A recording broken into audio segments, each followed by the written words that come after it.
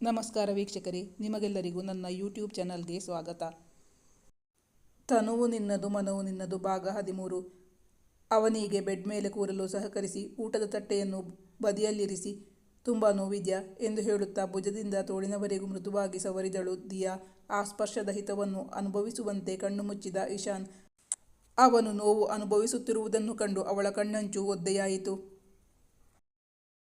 ನನಗೆ divorce notice ಕಳಿಸಿರೋ ನೀನು ನನ್ನ ಆಯಸ್ಸು ಆರೋಗ್ಯಕ್ಕೋಸ್ಕರ ವ್ರತ ಯಾಕೆ ಮಾಡ್ತಾ ಇದ್ದೀಯಾ? ಇಶಾನ್ನ ಈ ಪ್ರಶ್ನೆ ಅವಳಿಗೆ ತೀರಾ ಅನಿರೀಕ್ಷಿತವಾಗಿತ್ತು. ಏನೆಂದು ಉತ್ತರಿಸಬೇಕೆಂದು ತೋಚುತ್ತಿಲ್ಲ ದಿಯಾಗೆ. ಒಂದು ಕ್ಷಣ ಗಲಿಬಿಲಿಯಿಂದ ಅವನ ಮುಖವನ್ನೇ ದಿಟ್ಟಿಸಿ ನೋಡಿದಳು. ನಮ್ಮ ತಂದೆ ತಾಯಿ ನನಗೆ ಒಳ್ಳೆಯ ಸಂಸ್ಕಾರ ಕೊಟ್ಟು ಬೆಳೆಸಿದ್ದಾರೆ. ನನ್ನಿಂದ ಒಂದು ಹೆಣ್ಣಿಗೆ ಅನ್ಯಾಯವಾಗುವುದು ನನಗೆ ಸಹಿಸೋಕೆ ಸಾಧ್ಯ ಇಲ್ಲ. ಬೇರೆಯವರ ನಿರಾಶೆ ನೋವಿನ ಮೇಲೊಂದು ಸುಂದರ ಸೌಧ ಕಟ್ಟೋಕೆ ನನ್ನಿಂದ ಸಾಧ್ಯವಿಲ್ಲ. ಅದೇ ಕಾರಣಕ್ಕಾಗಿ ನಾನು ಡೈವೋರ್ಸ್ ಪೇಪರ್ಸ್ಗೆ ಸಹಿ ಹಾಕಿದ್ದು. ನಿಮ್ಮಿಬ್ಬರ ಮದುವೆಯಾಗಿದೆಯೋ ಇಲ್ವೋ ಗೊತ್ತಿಲ್ಲ, ಆದರೆ ಅವಳು ಒಂದು ಮಗುವಿನ ತಾಯಿಯಾಗ್ತಾಳೆ ಅಂದರೆ ಅವಳು ಮಾತನ್ನು ಅರ್ಧಕ್ಕೆ ನಿಲ್ಲಿಸಿದಳು. ಅಂತಹ ಸಂಬಂಧ ಮುಂದುವರಿಸಲು ಅವಳಿಗೂ ಮನಸ್ಸಿಲ್ಲ ಎಂಬುದು ಸ್ಪಷ್ಟವಾಗಿತ್ತು. ನಾನು ಅದನ್ನೇ ಕೇಳ್ತಾ ಇರೋದು. ನೀನು ನನ್ನಿಂದ ಬಿಡುಗಡೆ ಬಯಸಿ ಡೈವೋರ್ಸ್ ಪೇಪರ್ಗೆ ಸೈನ್ ಹಾಕಿದ ಮೇಲೆ ನನಗೆ ಆಕ್ಸಿಡೆಂಟ್ ಆಗಿದ್ದು. ಮತ್ತ್ಯಾಕೆ ಇಲ್ಲಿ ಬಂದೆ? ನನ್ನ ಆಯಸ್ಸು ಆರೋಗ್ಯಕ್ಕೋಸ್ಕರ ವ್ರತ ಹೋಮ ಪೂಜೆ ಎಲ್ಲ ಮಾಡೋ ಅವಶ್ಯಕತೆಯೇ ನಿಂಗಿರಲಿಲ್ಲ. ಮತ್ತ್ಯಾಕೆ ಮಾಡಿದೆ ಅಂತ ಕೇಳ್ತಾ ಇದ್ದೀನಿ. ಅವನು ಮತ್ತೆ ಪ್ರಶ್ನಿಸಿದಾಗ ಅವನ ಕಣ್ಣೋಟ ಅವನು ಕಟ್ಟಿದ ಮಾಂಗಲ್ಯ ಸರದ ಮೇಲಿತ್ತು. ತಾನು ಅವಳ ಕುತ್ತಿಗೆಗೆ ಕಟ್ಟಿದ ತಾಳಿ ಇನ್ನೂ ಅವಳ ಕುತ್ತಿಗೆಯಲ್ಲೇ ಇದೆ ಎಂದರೆ ಅವಳ ಇಚ್ಛೆಗೆ ವಿರುದ್ಧವಾಗಿ ಅವಳ ಮನೆಯವರು ಡೈವೋರ್ಸ್ ಪತ್ರಕ್ಕೆ ಸಹಿ ಹಾಕಿಸಿದ್ದಾರಾ ಎಂಬುದು ಅವನ ಪ್ರಶ್ನೆಯಾಗಿತ್ತು. ಅದು ನಮಗೆ ಇನ್ನೂ ಡೈವೋರ್ಸ್ ಆಗಿಲ್ವಲ್ಲ? ಈಗ ಅವನ ಬಿಗಿದುಕೊಂಡಿದ್ದ ಹುಬ್ಬು ಸಡಿಲವಾಗಿತ್ತು. ಅಂದರೆ ನಿಂಗೀಗಲೂ ನನ್ನ ಮಾತಿನ ಮೇಲೆ ನಂಬಿಕೆ ಇಲ್ಲ? ಆ ಮಾನಸಿ ಹೇಳಿದ್ದನ್ನೇ ನಂಬ್ತಾ ಇದ್ದೀಯಾ? ಒಂದಲ್ಲ ಒಂದು ದಿನ ಸತ್ಯ ಏನು ಅಂತ ನಿಂಗೆ ಗೊತ್ತಾಗುತ್ತೆ. ಅಲ್ಲಿವರೆಗೂ ನಾನು ಕಾಯಬೇಕು, ಕಾಯ್ತೀನಿ. ಆದರೆ ನಿಂಗೆ ಡೈವೋರ್ಸ್ ಸಿಗೋ ತನಕನೂ ನೀನು ನನ್ನ ಹೆಂಡತಿ ಅಂತ ನೀನು ಕೂಡ ಒಪ್ಕೊಂಡಿದ್ದೀಯಾ ಅಂತ ಆಯಿತು. ಇಶಾನ್ ಹೇಳಿದ. ಹೌದು, ನೀವು ಹೇಳ್ತಿರೋದು ಸರಿ. ನಾನೀಗ ನಿಮ್ಮ ಧರ್ಮಪತ್ನಿ. ಆ ಕಾರಣಕ್ಕಾಗಿ ನನ್ನ ಕರ್ತವ್ಯವನ್ನು ಮಾಡಿದ್ದೀನಿ. ಈಗ ಆ ವಿಷಯ ಎಲ್ಲ ಯಾಕೆ? ನೀವೀಗ ಪೇಷಂಟ್. ಆರಾಮವಾಗಿ ರೆಸ್ಟ್ ತಗೊಳ್ಳಿ. ಮೊದಲು ಹುಷಾರಾಗಿ, ಆಮೇಲೆ ಮಿಕ್ಕ ವಿಚಾರ ಮಾತಾಡೋಣ. ಆ ವಿಷಯಕ್ಕೆ ಪೂರ್ಣ ವಿರಾಮ ಹಾಕಲು ಹೊರಟಳು ದಿಯಾ. ಅವನ ನೋಟ ದಿಯಾಳತ್ತ ಹರಿದು ನಿಂತಿತು. ಅವಳ ಮುಖದಲ್ಲಿ ಎಂದಿನ ಶಾಂತತೆಯೇ ಇತ್ತು. ಅವನ ಹಣೆಯಲ್ಲಿ ಬೆವರು ಕಾಣಿಸಿತು. ಇಶಾನ್ನ ಮುಖದಲ್ಲಿ ಆಯಾಸ ಕಾಣಿಸಿತು ದಿಯಾಗೆ. ಅವನ ಮುಖದಲ್ಲಿದ್ದ ಬೆವರನ್ನು ತನ್ನ ಕರ್ಚೀಫ್ನಿಂದ ಒರೆಸಿದಳು ದಿಯಾ. ಬಳಿಕ ಅವನು ಕಣ್ಮುಚ್ಚಿ ಮಲಗಿದ್ದ. ಆ ರಾತ್ರಿ ಅವನೊಂದಿಗಿದ್ದು ಅವನನ್ನು ನೋಡಿಕೊಂಡಿದ್ದಳು ದಿಯಾ. ಪತ್ನಿಯ ಕೈಯಾರೆ ಬೆಳಗಿನ ತಿಂಡಿ ತಿಂದು ಅವನು ಸಂತೃಪ್ತನಾಗಿದ್ದ. ಮಗನನ್ನು ನೋಡಲು ತಾಯಿ ಮತ್ತು ತಂದೆ ಇಬ್ಬರು ಬಂದಾಗ ಎಂದಿಗಿಂತ ಹೆಚ್ಚು ಲವಲವಿಕೆಯಿಂದಿರುವ ಮಗನನ್ನು ಕಂಡು ಖುಷಿಯಾದರು. ಡಾಕ್ಟರ್ ಬಂದು ಹೋದ್ರಾ? ಏನು ಹೇಳಿದ್ರು? ಸೊಸೆಯನ್ನು ಕೇಳಿದರು ಮನೋಹರ್. ಅವರ ಪ್ರಶ್ನೆಗೆ ಉತ್ತರಿಸಿದ್ದು ದಿಯಾ ಅಲ್ಲ, ಬದಲಾಗಿ Ishan. Daddy, everything is perfect ಅಂತ ಹೇಳಿದ್ರು ಡಾಕ್ಟರು. ಮೈಯಲ್ಲಿನ ಎಲ್ಲ ಪಾರ್ಟುಗಳು ಸರಿಯಾಗಿವೆ. ತಲೆಗೆ ಮಾತ್ರ ಪೆಟ್ಟು ಬಿದ್ದಿದ್ದಲ್ವಾ? ಇನ್ನು 4 ದಿನಗಳಲ್ಲಿ ಮನೆಗೆ ಹೋಗ್ಬೋದು ಅಂತ ಹೇಳಿದ್ರು. ಮತ್ತೆ 1 ವಾರದಲ್ಲಿ ಆಫೀಸ್ಗೂ ಹೋಗಬಹುದು. ಅವನಲ್ಲಿ ಅಚ್ಚರಿ ಎನಿಸುವಷ್ಟು ಮಟ್ಟಿಗೆ ಚೇತರಿಕೆ ಕಾಣಿಸಿತು.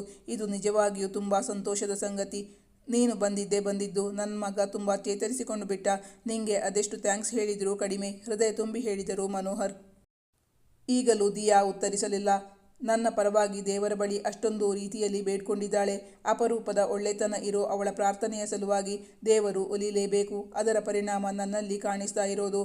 ಅವನ ಸ್ವರದಲ್ಲಿ ಆತ್ಮವಿಶ್ವಾಸವಿತ್ತು. ಅಂದು ಮಧ್ಯಾಹ್ನ ಊಟ ಕಳುಹಿಸಿಕೊಟ್ಟಿದ್ದರು ಮಾಳವಿಕಾ.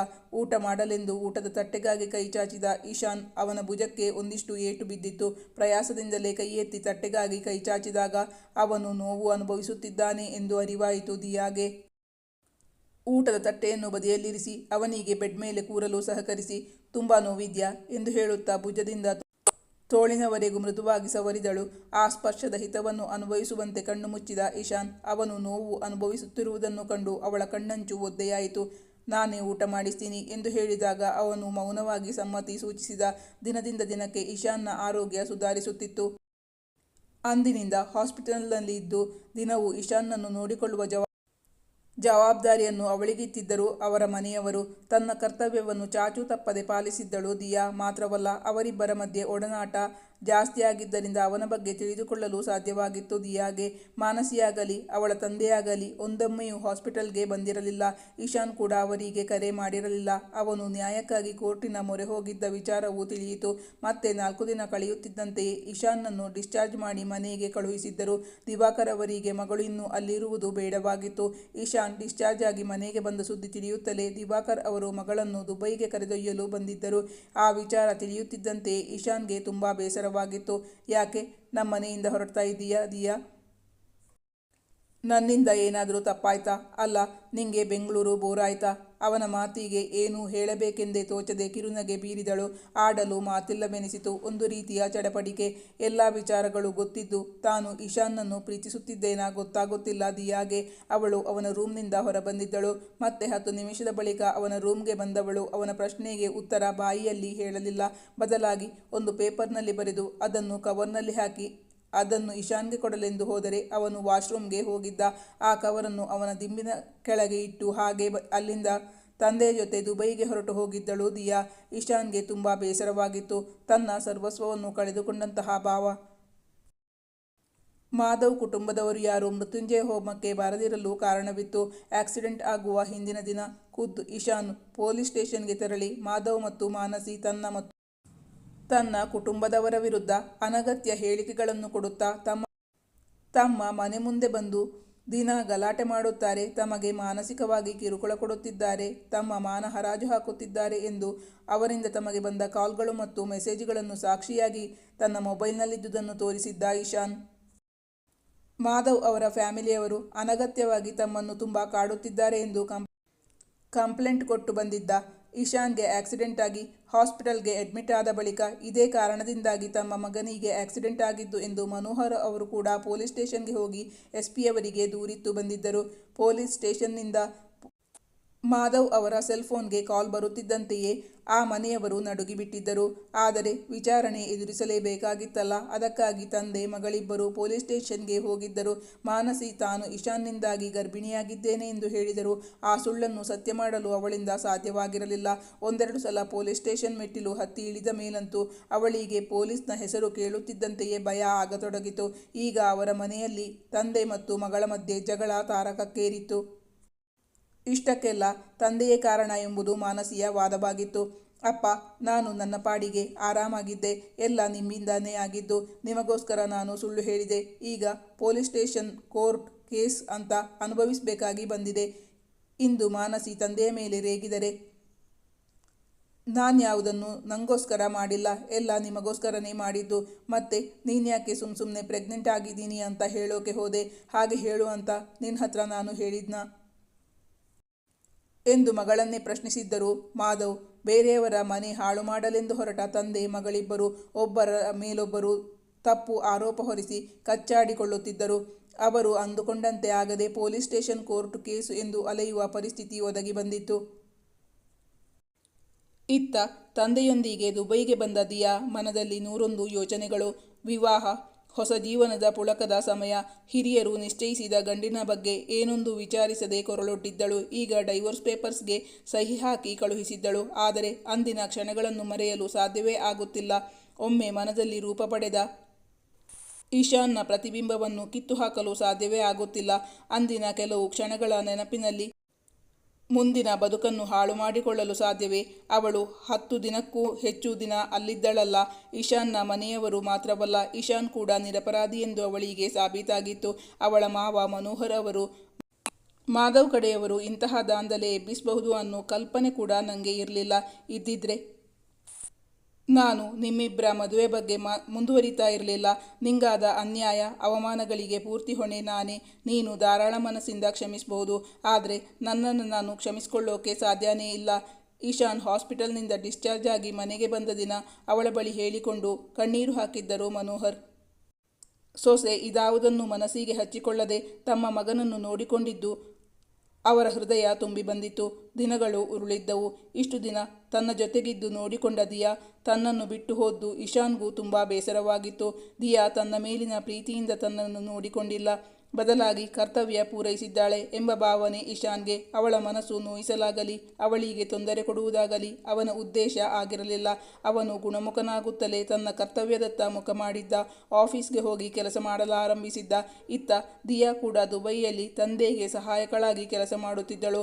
ಅಂದು ಪತಿಯ ಜೊತೆ ಜಗಳ ಕಾದು ತವರು ಮನೆಗೆ ಬಂದು ಕೂತಿದ್ದಳು ದಿಶಾ. ಬರುವಾಗ ತನ್ನೊಂದಿಗೆ ತಂದ ಲಗೇಜ್ ನೋಡಿ ಶರಾವತಿಯವರಿಗೆ ಅಚ್ಚರಿಯಾಗಿತ್ತು. ಮನೆಗೆ ಬಂದು 4 ದಿನಗಳಾದರೂ ಅವಳು ಪತಿಯ ಮನೆಯವರೊಂದಿಗೆ ಫೋನ್ನಲ್ಲೂ ಕೂಡ ಸಂಭಾಷಿಸುತ್ತಿರಲಿಲ್ಲ. ನಿಧಾನವಾಗಿ ವಿಚಾರಿಸಿದಾಗ ತನಗೂ ನಿಹಾಲ್ಗೂ ಜಗಳವಾಗಿರುವುದಾಗಿ, ತಾನಿನ್ನು ಆ ಮನೆಗೆ ಹೋಗುವುದಿಲ್ಲ ಎಂದು ತಿಳಿಸಿದಳು ದಿಶಾ. ಆಗ ಶರಾವತಿಯವರು, ನೀನೇ ಆಯ್ಕೆ ಮಾಡಿರುವ ಗಂಡು ನಿಹಾಲ್. ನಿನ್ನ ಆಸೆಯ ಪ್ರಕಾರ ಅದ್ದೂರಿಯಾಗಿ ಮದುವೆ, ರಿಸೆಪ್ಷನ್ ಎಲ್ಲಾನು ಮಾಡಿಕೊಟ್ಟಿದ್ದೀವಿ. ಈಗ ಬೇಡ ಅಂದರೆ ಹೇಗೆ? ಮದುವೆ ಅಂದರೆ ಮಕ್ಕಳಾಟ ಅಂದ್ಕೊಂಡಿದ್ದೀಯಾ? ನಿನ್ನ ಮದುವೆ ಮಾಡಿ ಆ ಮನೆಗೆ ಕೊಟ್ಮೇಲೆ ಅದೇ ನಿನ್ನ ಮನೆ. ತವರಿಗೆ ಯಾವಾಗಲೋ ಒಮ್ಮೆ ಬಂದು 1 ವಾರವೋ 10 ದಿನವೋ ಇದ್ದರೆ ಅದೇ ಚಂದ. ಪರ್ಮನೆಂಟ್ ಆಗಿ ಬಂದು ಇಲ್ಲೇ ಕೂರ್ತೀನಿ ಅಂದರೆ ಏನರ್ಥ? ಕೊಟ್ಟ ಹೆಣ್ಣು ಕುಲದಿಂದ ಹೊರಗೆ ಅಂತ ಹೇಳೋದು ಕೇಳಿಲ್ವಾ? ನೀನೇ ನಿನ್ನ ಗಂಡನ ಹತ್ರ ಕಾಲ್ ಮಾಡಿ ಮಾತಾಡ್ತೀಯೋ ಅಥವಾ ನಾನು ಮಾತಾಡಲೋ ಎಂದು ಶರಾವತಿಯವರು ಕೇಳಿದಾಗ ತಾಯಿಯ ಮಾತು ದಿಶಾಗೆ ಹಿಡಿಸಿರಲಿಲ್ಲ. ಅಮ್ಮ, ನೀನು ಹೇಳ್ತಿರೋದೆಲ್ಲ ನಂಗೊಬ್ಬಳಿಗೆ ಮೀಸಲ? ದಿಯಾ ಕೂಡ ಮದುವೆಯಾಗಿರುವ ಹೆಣ್ಣು. ಅವಳು ಬಂದು ನಿಮ್ಮ ಮನೆಯಲ್ಲಿ ಪರ್ಮನೆಂಟಾಗಿ ಕೂತಿಲ್ವಾ? ಅವಳನ್ನು ನೀವ್ಯಾರು ಯಾಕೆ ಪ್ರಶ್ನೆ ಮಾಡ್ತಾ ಇಲ್ಲ ಎಂದು ಕೇಳಿದಾಗ ಅಲ್ಲೇ ಇದ್ದ ದಿಯಾಗೆ ಮುಖಕ್ಕೆ ಹೊಡೆದಂತಾಗಿತ್ತು. ಅವಳ ಕಣ್ಣುಗಳು ತುಂಬಿದ್ದವು. ಅಲ್ಲಿಂದ ಎದ್ದು ತನ್ನ ರೂಮ್ನತ್ತ ಹೊರಟು ಹೋದಳು ದಿಯಾ. ಶರಾವತಿಗೆ ದಿಶಾಳ ಮಾತು ಸರಿ ಎನಿಸಲಿಲ್ಲ. ಏನ್ ಮಾತು ಅಂತ ಆಡ್ತೀಯಾ? ನಿನ್ನಿಂದಾಗಿ ಅವಳ ಜೀವನವೇ ಹಾಳಾಗಿದೆ.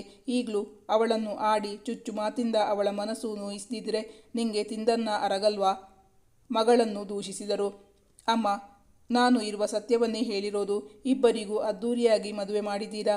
ಮದುವೆ ಆದಮೇಲೆ ಅವಳು ನಿಮ್ಮ ಮನೆಯಲ್ಲಿದ್ದರೆ ನಿಮಗೆ ಏನೂ ತೊಂದರೆ ಅನಿಸಲ್ಲ. ಆದರೆ ನಾನು ಬಂದರೆ ಅದು ತಪ್ಪಾಗುತ್ತೆ. ತನ್ನ ಮಾತನ್ನು ಸಮರ್ಥಿಸಿಕೊಂಡಳು ದಿಶಾ. ಹೌದು, ದಿಶಾ ಹೇಳುವುದಲ್ಲಿ ತಪ್ಪಿಲ್ಲ. ತಾನು ಮದುವೆಯಾದ ಬಳಿಕವೂ ತವರಿನಲ್ಲಿರುವುದು ಸರಿಯಲ್ಲ. ದಿಯಾ ಈಗ ಒಂದು ನಿರ್ಧಾರಕ್ಕೆ ಬಂದು ಬಿಟ್ಟಿದ್ದಳು. ತನ್ನ ಅಗತ್ಯ ಬಟ್ಟೆ ಬರೆಗಳನ್ನು ಬ್ಯಾಗ್ಗೆ ತುಂಬಿಸಲಾರಂಭಿಸಿದ್ದಳು. ಇಶಾನ್ನ ಮನೆಯಿಂದ ತಂದೆಯೊಂದಿಗೆ ಹೊರಬಂದ ಬಳಿಕ ಅವರಾಗಿ ಎಂದು ಅವಳನ್ನು ಕರೆದಿರಲಿಲ್ಲ. ಎಂದ ಮೇಲೆ ಅಲ್ಲಿಗೆ ಹೋಗುವ ಮನಸ್ಸಿಲ್ಲ ದಿಯಾಗೆ. ಹಾಗೆಂದು ತಾನು ಇಲ್ಲೇ ಉಳಿದರೆ? ದಿಶಾ ಬಳಿ ತಾಯಿ ಹೇಳಿದರಲ್ಲ, ಕೊಟ್ಟ ಹೆಣ್ಣು ಕುಲದಿಂದ ಹೊರಗೆ ಎಂದು. ತಾನಿನ್ನು ಈ ಮನೆಯಲ್ಲಿ ಇರಬಾರದೆಂಬ ನಿರ್ಣಯಕ್ಕೆ ಬಂದಳು ದಿಯಾ. ವೀಕ್ಷಕರೇ, ನನ್ನ ಕತೆ ನಿಮಗೆ ಇಷ್ಟವಾಗಿದ್ದಲ್ಲಿ ನನ್ನ ಚಾನಲನ್ನು ಸಬ್ಸ್ಕ್ರೈಬ್ ಮಾಡಿ, ಕಮೆಂಟ್ ಮಾಡಿ ಮತ್ತು ಲೈಕ್ ಮಾಡಿ. Thank you for watching.